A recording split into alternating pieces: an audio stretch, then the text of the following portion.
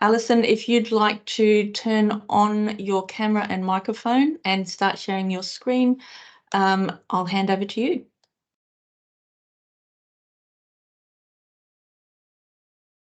Great, thanks, Liz. Did that. Trying to present, and of course it's not working now. Cool, here we go. Okay. Great. Hi, everyone. Okay, so today, as Liz mentioned, I'll be talking through the Swimming in Schools program from a Department of Education point of view. So the Swimming in Schools initiative is a combination of both funding that's provided from the Victorian government and also talks to and supports the curriculum from F to 10. So within what the department promotes is that we provide funding to all primary schools, P to 12, English language schools, specialist schools and Catholic primary schools. Basically by the end of year 6, we seek to have all Victorian primary school students be able to demonstrate the competencies which are in the Victorian Water Safety Certificate, which is largely to be able to swim 50 metres continuously, answer some and be aware of water safety based questions and knowledge, and perform some simple rescues.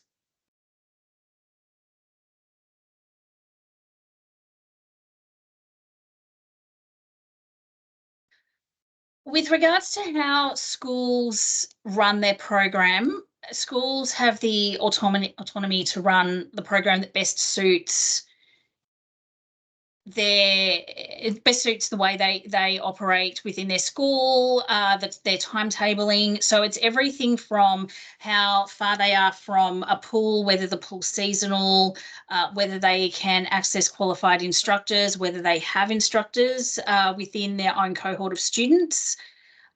The examples of different types of programs that the Swimming in Schools funding can be utilised for is everything from a 5 to 10 day swimming and water safety program that would be held in a pool, an open water learning program at a lake, river or a beach, or classroom activities, meaning that if you are getting a qualified instructor in to talk further to swimming and water safety education.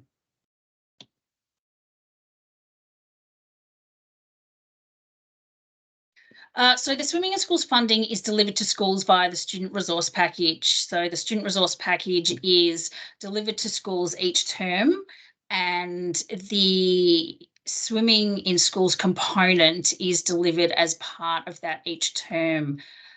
So the funding can be utilised for education programs that are related to swimming and water safety. So that is fairly broad, so it doesn't have to be just swimming lessons, and it doesn't have to be just an open water program.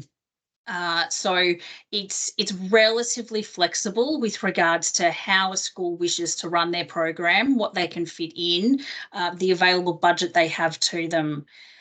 So with regards to what they can run, we don't stipulate, I guess, what they can't. It's more along the lines of, does the school have a program that they can fit it into? It is, it should be in line. It needs to be in line with the curriculum, but it's not restricted to what you can or can't run.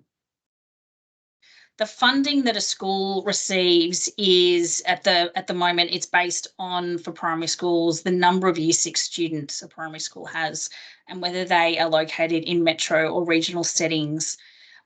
With regards to specialist schools and English language schools, they are funded per student. So they get a per student funding as opposed to primary schools or P to 12, which are based on their year 6 numbers.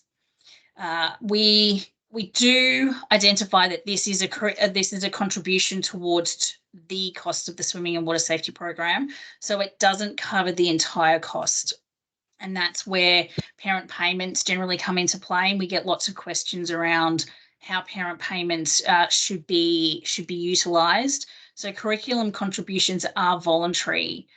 which most schools need to seek voluntary contributions from their parents to basically cover the gap between department funding and how much it costs, especially particularly as transport costs are increasing. So that's one of the big factors that additional parent payments are being sought to help cover. With regards to the reporting that's required in line with the funding, within cases 21, there's both an attendance code and a financial code. And we do ask that schools input this data into cases 21 at the end of each term, which basically gives us a better idea as to what's happening out in the school. It sort of goes hand in hand and helps us provide some understanding as to what schools are doing in line with the principal surveys as well. And so we can, because we often get questions from ministers and constituents with regards to what's happening in certain areas. So it helps us provide a better picture out to the world as to, well, world's probably a bit far, out to ministers, etc., as to what's going on in their area and how certain schools are travelling. We do have assistance through State Schools Relief that schools can access to make swimming and water safety more affordable for many students. So to be able to access these items, there needs to be, the program is actually instigated by either the principal or their delegate to assess that a student requires some additional assistance, and all the items on screen there are available for students to be able to access. So this just removes one barrier, especially at the moment where cost of living is on top of everyone's minds with regards to students who may not have access to swimwear or appropriate swimwear, even down to needing towels, goggles, and swim caps. So that information is available from schools. The business managers or the admin staff are able to assist if parents are seeking this information to be able to have this assistance for their children, their students, so they can undertake the program. We did get a few questions last year with regards to how homeschooling fits within swimming in schools. So swimming and water safety education is part of the curriculum in Victoria, regardless of whether you are attending a school or whether you are being schooled from home. There is, however, no funding available for any student who is being homeschooled. So any of that conversation that occurs between parents and swim schools with regards to what swimming and education needs to be undertaken, what the costs are. So it's the same curriculum. It is, however, the negotiation between how the lessons may take place, time, date, etc. All of that is a negotiation between the swim school and the parents themselves.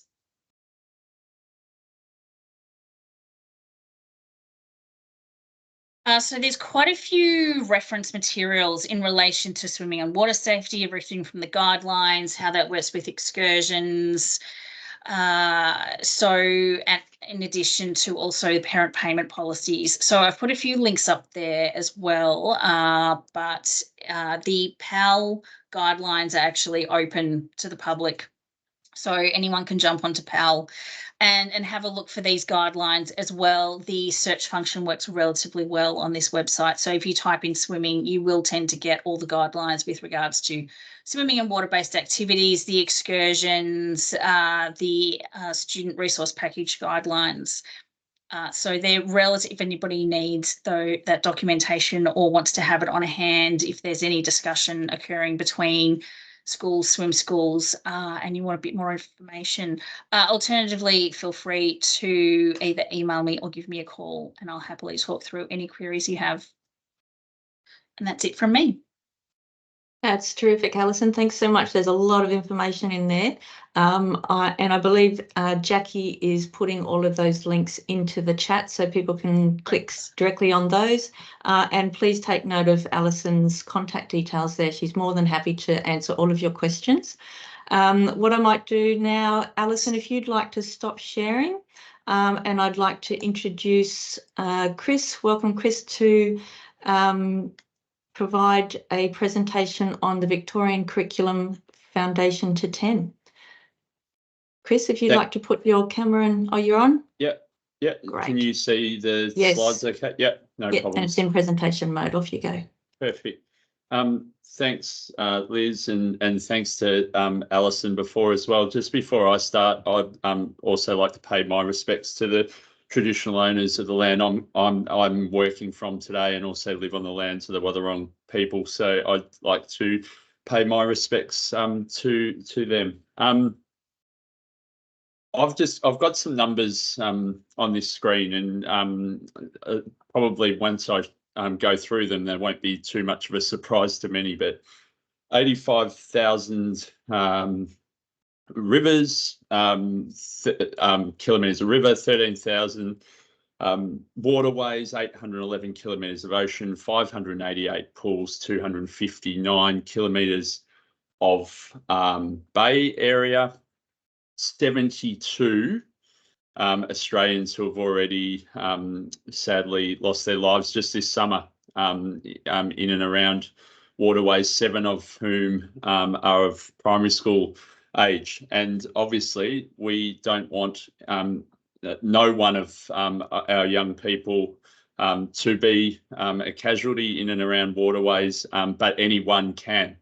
So my, I guess, presentation today, whilst I'm going to be coming at it from a curriculum angle, I'm also really heartened by the fact that the people here today are here because they are advocates for and want to learn more about ensuring that swimming and water safety is a responsibility in schools and those that are supporting schools, because often at the VCAA, I'll receive 2 types of questions commonly about swimming in the curriculum, swimming and water safety in the curriculum. One is from those who are looking for avenues and ways to ensure that they're delivering comprehensive swimming and water safety programs.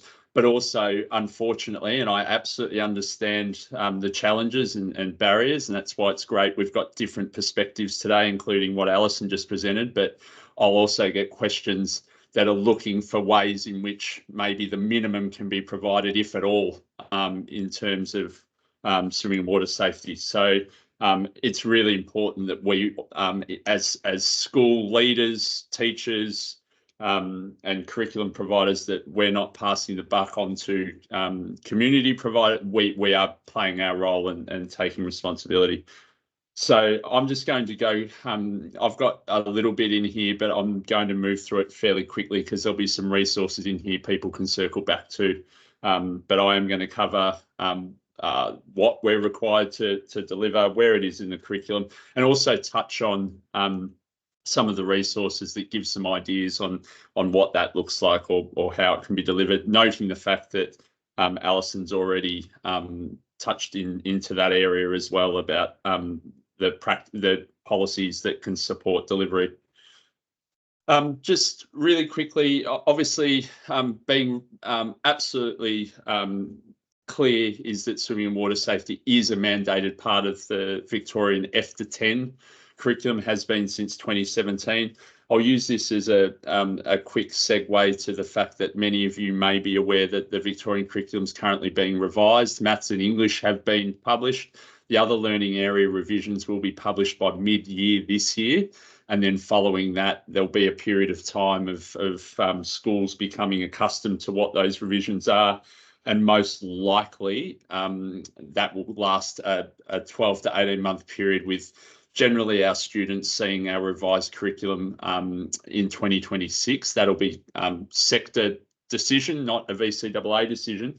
Importantly, what that means for health and for health PE curriculum and specifically swimming and water safety is The only revisions that have been made is a strengthening of the exposure or reference to swimming and water safety in the curriculum. And what I mean by that is that the references to aquatic environments or aquatic settings, swimming and water safety is really quite clear from F to 6 in our current curriculum. It's a little bit more embedded and less direct in levels 7 to 10. That's where the revision is, that it will be clear and brought to the foreground for levels 7 to 10 when you see the revised curriculum, that it will have similar references in the content descriptions as is currently the case in F to 6. And there is no change there. That F to 10, we have a mandate that requires swimming and water safety to be delivered to all of our students, both in a primary setting and a secondary setting. So there's no change there when the revision is released. I've been through that, and that's the policy that Alison referred to as well. So I'm conscious that many that might be on this call or watching the recording are really familiar already with the architecture of our curriculum, but importantly for health and PE, that we have 2 strands, which simply can be referred to health education and physical education. And importantly, swimming and water safety content sits through both of those strands. So the safety element, particularly in health education, and the movement component, obviously movement competency in the water, sits within the PE element. Our health PE curriculum is underpinned by what's called focus areas. They are essentially the content contexts. So if I am a health phys ed in a school, all of my teaching and learning programs will be structured around these focus areas. So importantly, there are 4 focus areas that have specific relevance to swimming and water safety. So safety, I've already mentioned. The challenge and adventure activities, particularly relevant to maybe open water opportunities for swimming and water safety delivery. And then the fundamental movement skills and lifelong physical activities are the other 2. This is what it's just a screenshot of what our curriculum page looks like. Importantly and pleasingly for those that have tried to utilise it, we are getting a new platform with the revision to the curriculum. So it will become far more user-friendly. And thank you to those that have persisted for so long with this platform. And this is just an example from level 5, 6 of where swimming and water safety can be seen. On the left-hand side is the content description. That is the mandated piece of what students are required to be taught and learned. On the right-hand side of what's called elaborations, they are non-mandated and suggested ways in which the content can be delivered. So you'll see there that there are a variety of contexts there, one of which is through an aquatic environment. And this is a health example. So the previous one was a PE example, and you'll see here this example looks at health, safety, and well-being, and naturally down the bottom there you'll see reference to water related situations as a potential for exploring practicing strategies for health, safety, and well-being. And that is just pulling out clearly those 2 examples that we just had on the previous page. I know Liz is going to talk about this, so I'm just going to touch on it really quickly. But transitioning to the how that curriculum content can be delivered and the resources that support it. Providers and schools and health phys editors in schools are absolutely at a luxury to have such a wonderful resource in the LSV toolkit, and the toolkit has clear, and you'll see some examples, some clear connectivity with our VCAA curriculum. They have been developed in partnership and also in partnership with the department in relation to the policy requirements as well. And it is the resource to be able to access, okay, what should or could this look like in my classroom?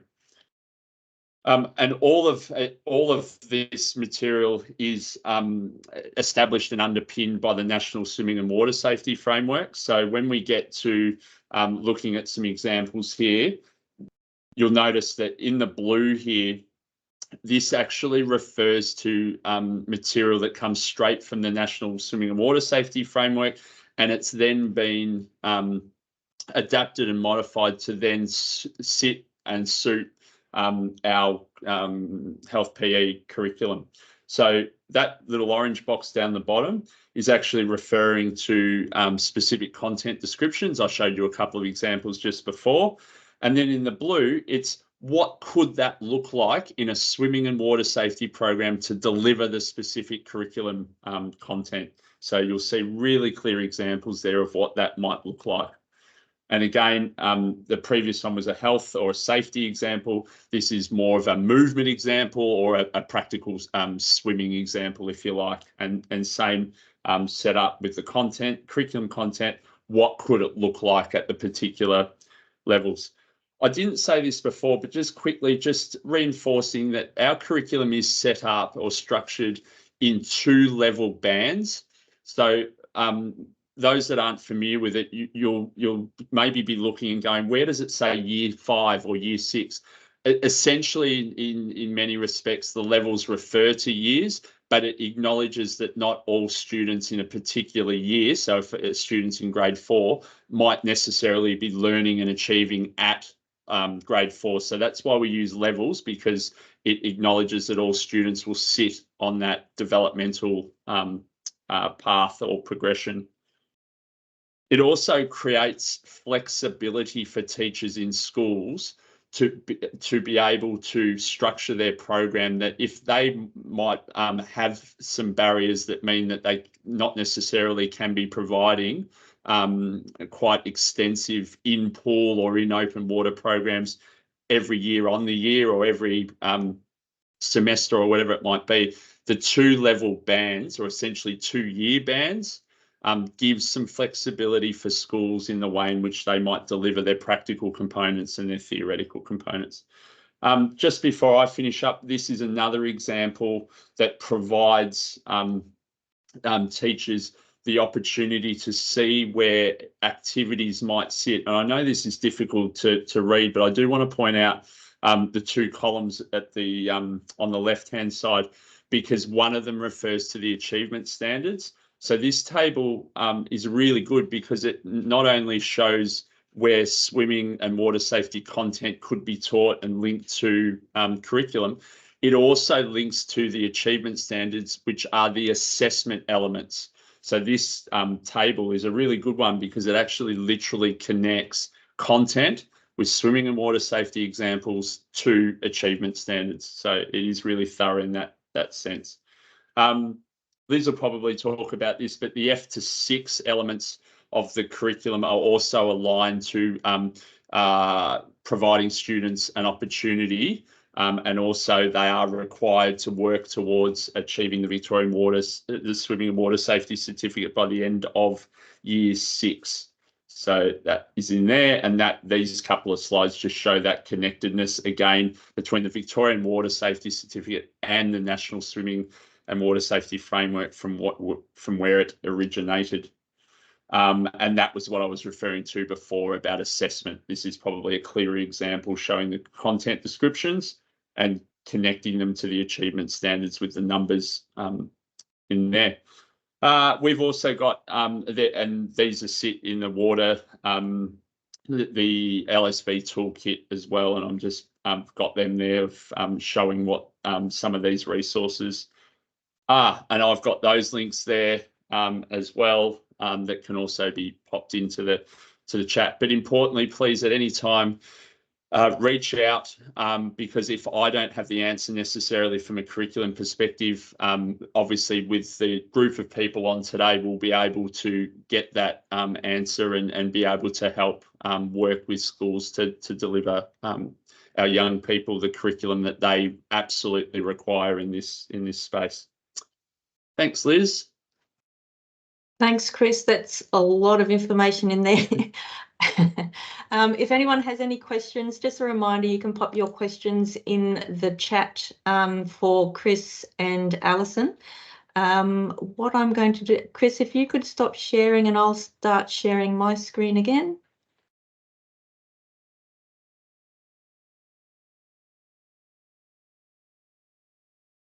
Can you see? I can't see the.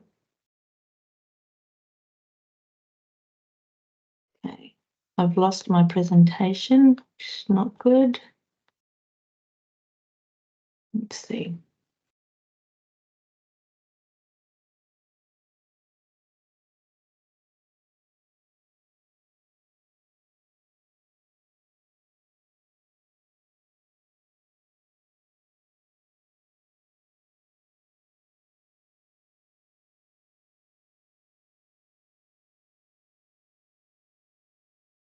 Sorry about this.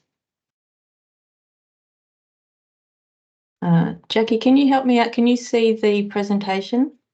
I can only see Chris's presentation. Do you want to see if Bree can share hers and jump in and then while you sort yours out? Yep, that'd be great. Bree, are you able to jump in and do your presentation? Sure can. Give me Thank you. 2 seconds. No worries.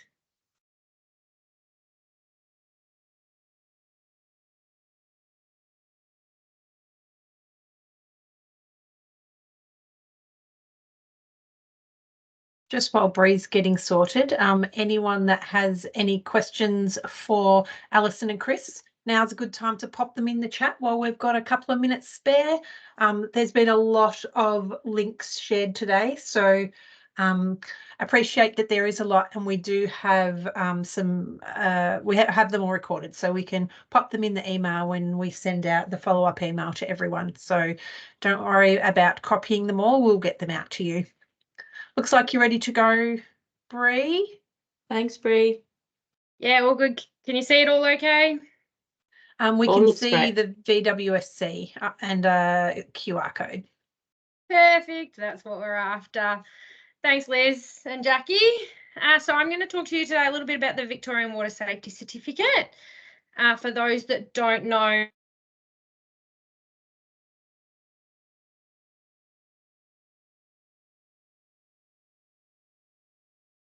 You've gone on mute, Bree. oh, it doesn't like me today. There we go. Is that better? Having a few issues. Yep, that's better.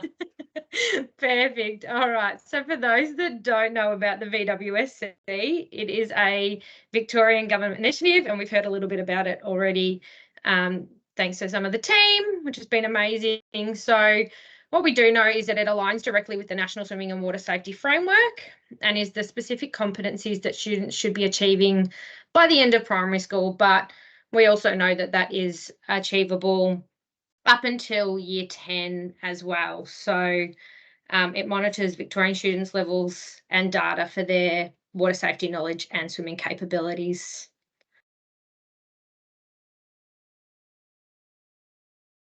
There we go. So for those who may not be aware of the specific competencies, they do focus around water safety knowledge, rescue skills, survival sequence, and the ability for students to be able to swim 50 metres. You can jump into the toolkit, which I think Liz is going to mention a little bit throughout her presentation, where you can find out further details about these competencies. So the toolkit does offer a range of resources, including a user guide, some must-sees, information for parents, which is actually available in multiple languages. I'm not entirely sure of how many, but it's quite a few. And there's also further information for schools and aquatic facilities on there. Hopefully these QR codes are working if anyone's following along, but jump in and that'll take you straight to those resources.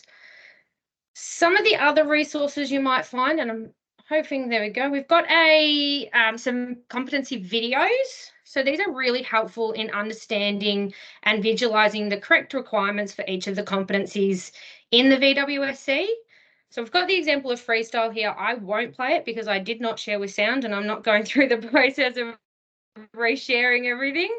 But you can jump online to that resource page in the hub, and you can actually watch these videos. There's an individual one for each competency, but there's also one long video which has all of them put together, which is a really good one if you want to share around to your staff or to the facilities, or even to parents, just to watch so that they know exactly what you're looking for in the VWSC. But they break it down really well for those who are visual learners like me. Oh, there we go. All right. So we know about the VWSC, but how do you actually upload the data? So for some swim schools and schools, you will already have a dashboard, and we're hoping that you know how to use it and everything's hunky-dory. However, if you happen to have forgotten your login or you don't currently have a dashboard, you can upload directly through the online portal.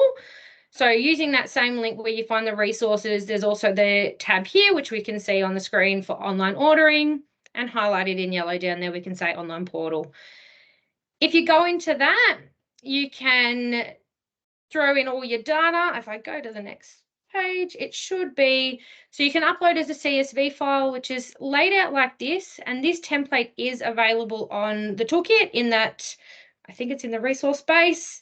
And if you lay it out exactly like this, you should be able to throw it in, upload it, and it will send you an email with all your data. Otherwise, you can input that individual data. So you've only got 2 students you want to put in, you can just type in these details and it will send through those emails. And that, I think, is everything from me. If anyone has any questions. Pretty quiet in the chat. I don't know if you want to keep your presentation up for Liz, or Liz, how are you going with your presentation? You ready to share, or you want to use Breeze? I'm going to She's give very it good another at go, clicking Jackie. through. Okay. Done. I'll stop sharing. If you need me, let me know. Bree, Stand hang by, in there, Bree. and just in case I don't get mine up again. So if Done. you stop sharing, I'll start sharing mine. Okay, can you see that? Woohoo, we can see you. We've got you, Liz. All right. Thanks, Bree. That was really great. So what I'm going to do now is take you through the website, the School Swimming and Water Safety Toolkit, which has to highlight the types of information, resources and support you can get there. We'll start with the key messages. What you'll find in this section is the information on why swimming and water safety is important, the statistics and reports that support that message, and the aims of the programs, and some of the letter templates that you may find useful to use with your to communicate with families. I should just start with the fact that the School Swimming and Water Safety Toolkit is funded by the Victorian Government through the Public Water Safety Initiative.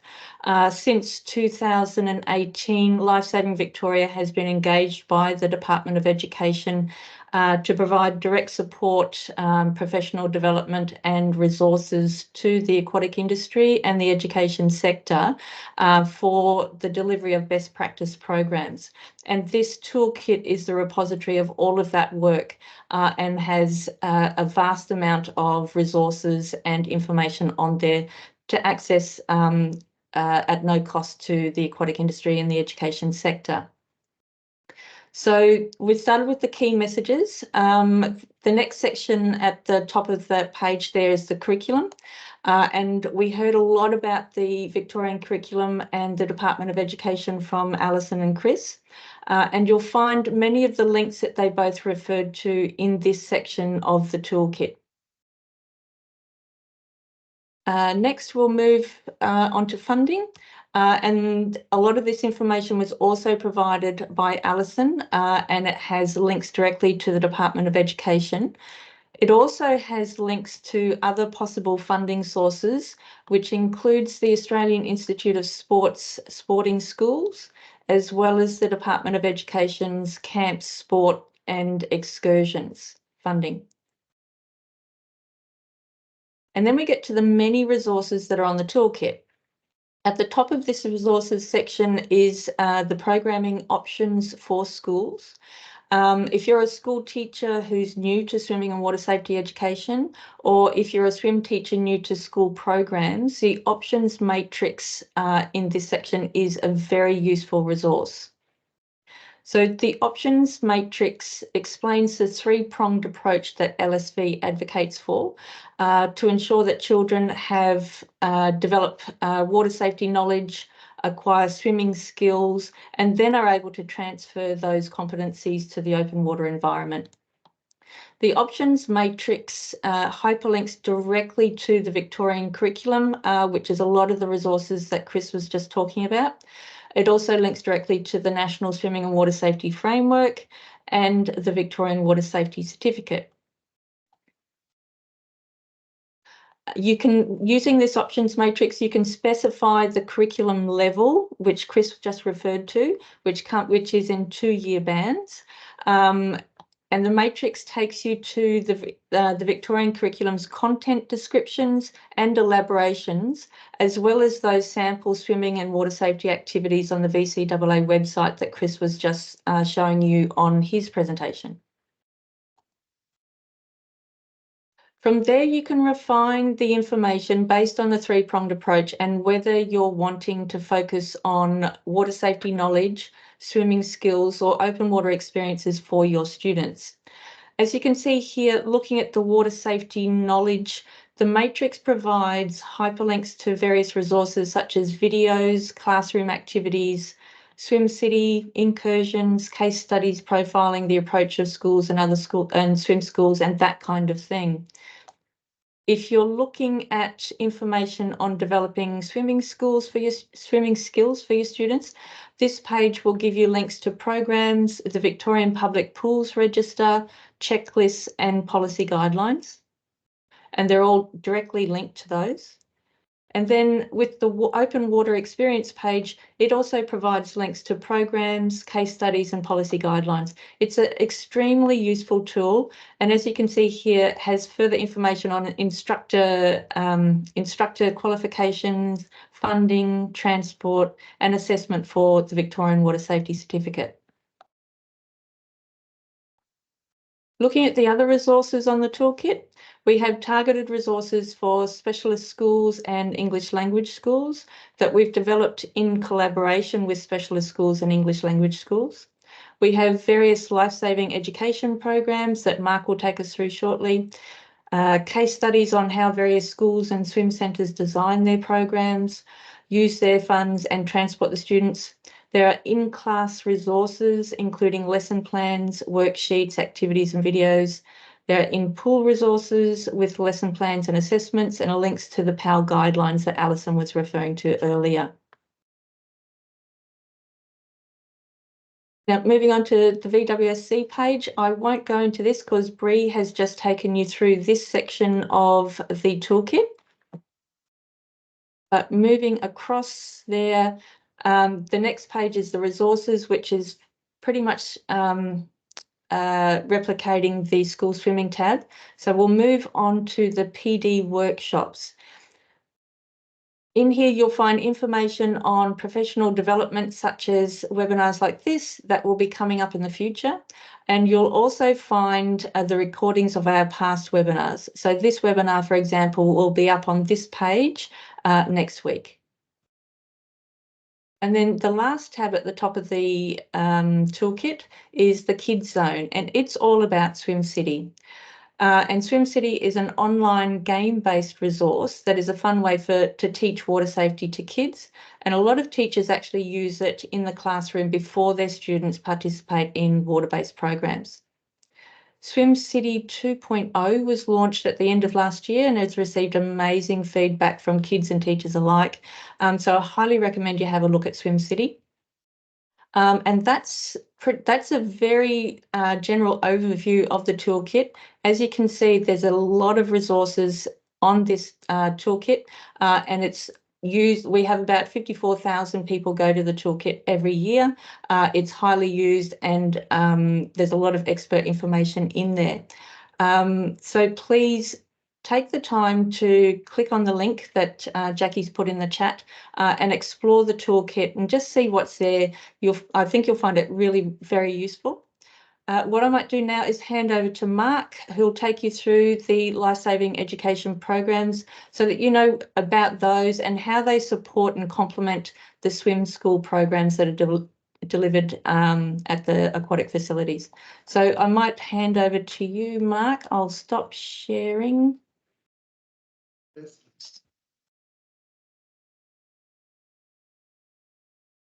we go. And over to you.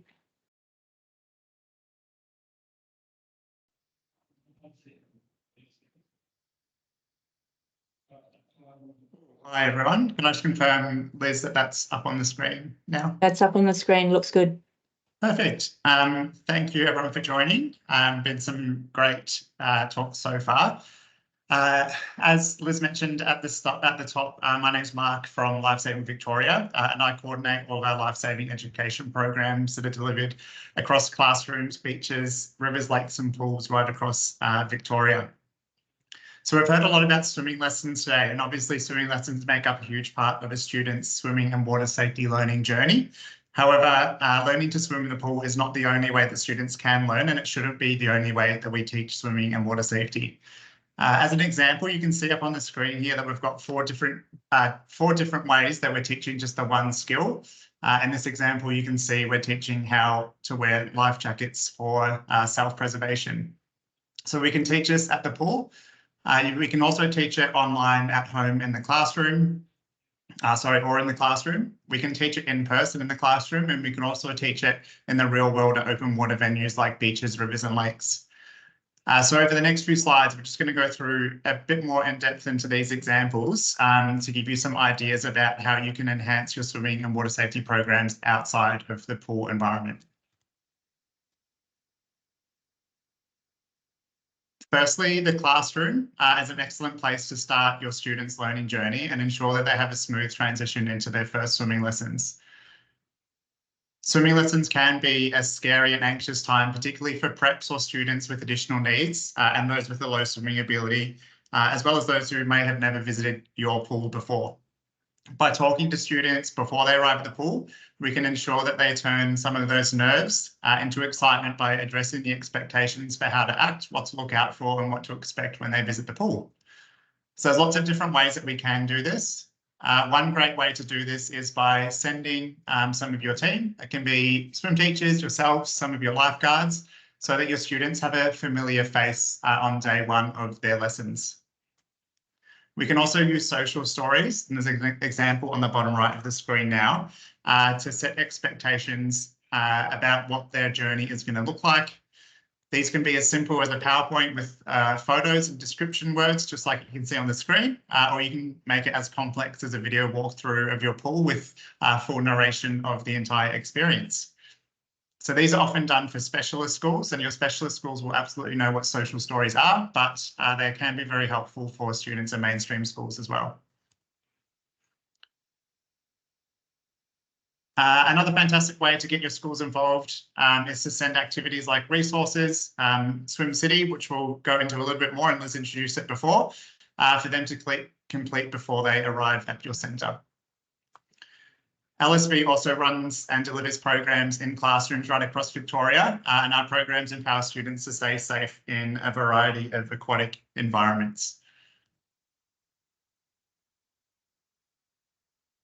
So our LSV's classroom programs focus on learning outcomes that are specific and customised to your location, your age group, and we teach these different key water safety messages, including aquatic supervision, importance of swimming between the red and yellow flags, how to identify dangers, when, where and how to wear a life jacket. We talk about sun safety, and we also go into basic emergency response, first aid and CPR. So these are all things that are probably covered in swimming lessons or on your water safety day that can absolutely be taught in the classroom before your students even arrive at the pool. So these programs are delivered by LSV all year round. We deliver them in Melbourne and Geelong all year round, and during term 3 in regional Victoria as well. So if this is something that you as a school teacher is interested in, feel free to get in touch. Or if you think this would enhance your schools as a swim school, it would enhance your experience, again, please get in touch or send this to your schools. Staying in the classroom, a fantastic way to help prepare your students for swimming is to spread water safety messages before, during and after swimming lessons. And one way we can do this is to decorate classrooms or shared spaces at schools with different posters, different equipment, and hand out activities and information to students and parents. So you can see here, this classroom's decked out with red and yellow flags, a little beach scene, life jacket and rescue tubes. It gets them thinking about what they'll be learning over the coming weeks, and they'll come to your swimming lessons loaded with different questions to ask your swim teachers. So just looking at that photo there, it'd be great if you could have a think about what your schools and what you at the swim school might already have in the classroom or at the gym that can be used to promote your upcoming swimming lessons. Next up, we've got a quick video. We've talked about Swim City a little bit, but we've also got a quick video showing one of our newest water safety experiences. Swim City can be played online. It can be played at the pool, in the classroom. It can be played at home. It could even be played by your students who might have forgotten their bathers at their swimming pool, which I know can be a struggle to keep them entertained. So we've got a quick little video that explains a little bit more about Swim City. Hopefully the sound is working, otherwise I'll stop.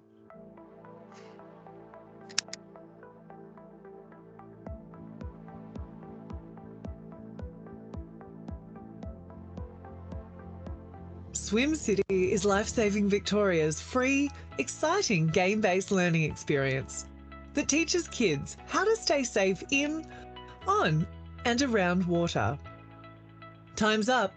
20 seconds is all it takes. Time's up. Whether it's at home, the pool, or at rivers, lakes or beaches. It has 3 different levels of difficulty across 4 locations and is guided by our engaging characters, Finn, Pod and Splashy. Kids of all ages can play it alone or with family and friends. As your child completes each location, they'll be awarded water safety superhero badges while learning vital life skills. And if they get distracted, they can pick up where they left off on their next visit. Helping Victorian kids to stay safe in, on and around water is an essential part of their education and sets them up for a life of safe, water-based fun. Dive into Swim City now.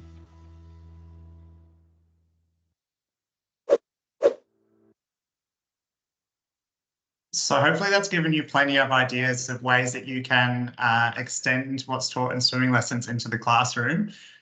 We've also heard a bit today about open water programs. So swimming and water safety skills can also be taught at beaches, rivers and lakes, which is where your students are likely to swim during summer and on holiday. So it's important to practice in these venues. Lifesaving Victoria delivers these programs as well as a few other organisations across the state. So we encourage schools to get in touch with us to book in for an open water program. Our open water program transfers skills and water safety knowledge is taught in the pool to an open water environment. And we focus on similar learning outcomes to what we do in the classroom, obviously just teaching them in different ways. So we teach students how to use life jackets, identify dangers, including rip currents, how to perform safe rescues and how to be rescued, safe boarding skills, basic emergency response, first aid, and CPR.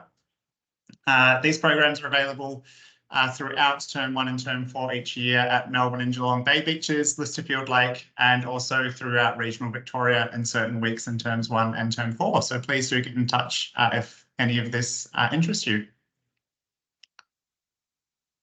I'm going to hand back over to Liz, but please feel free to pop any questions for me in the chat. Thanks, Mark. That was terrific. If you stop sharing, I'll put mine back on. Hopefully it works. Yes, hurrah.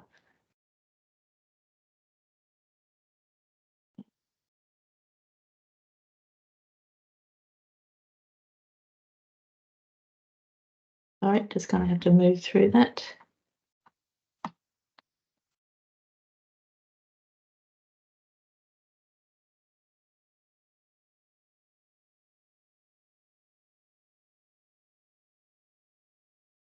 And breathe, there we go.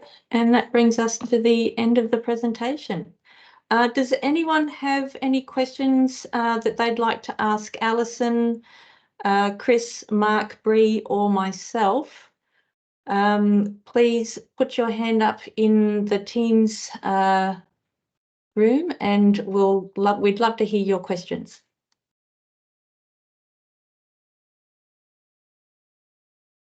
If you didn't receive the information that you were looking forward to hearing about today, you can access the Slido using the QR code on the screen and provide us with your feedback on that. Have we got any questions in the chat, Jackie? No, nothing's come through. Everyone's pretty quiet. Okay. Everyone said hi, so everyone's there, but we're ready to hear your questions. Otherwise, pop up. If you don't want to pop it in the chat, feel free to use the Slido, pop any questions you've got on there. And if there's topics that you thought you were coming on to hear about today and we've missed them, there's plenty of people around that can still help out. So pop your topic up there and we'll see if we can help you out today. If not, we're happy to follow it up for you and get in touch after the webinar and make sure that you get the information that you need. Absolutely.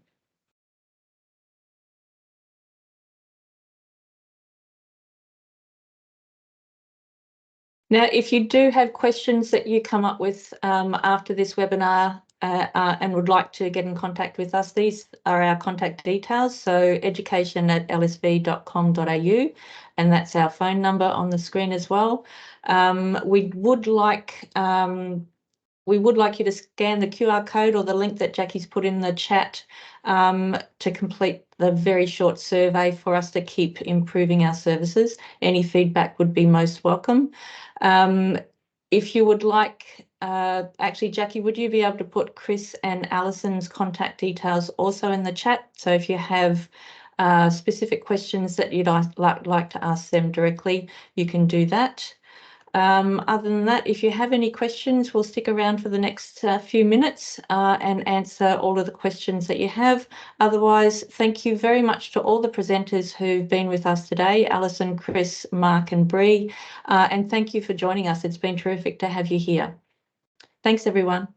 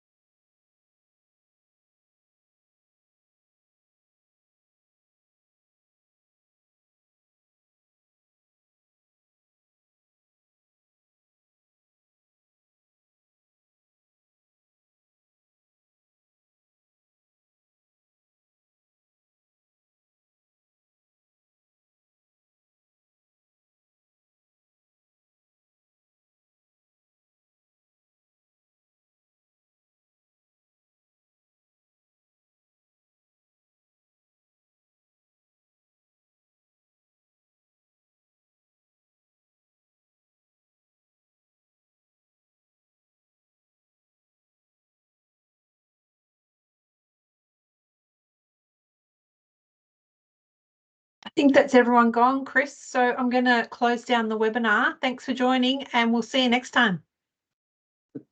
Thanks, Jackie. No problems at all. See ya. Bye.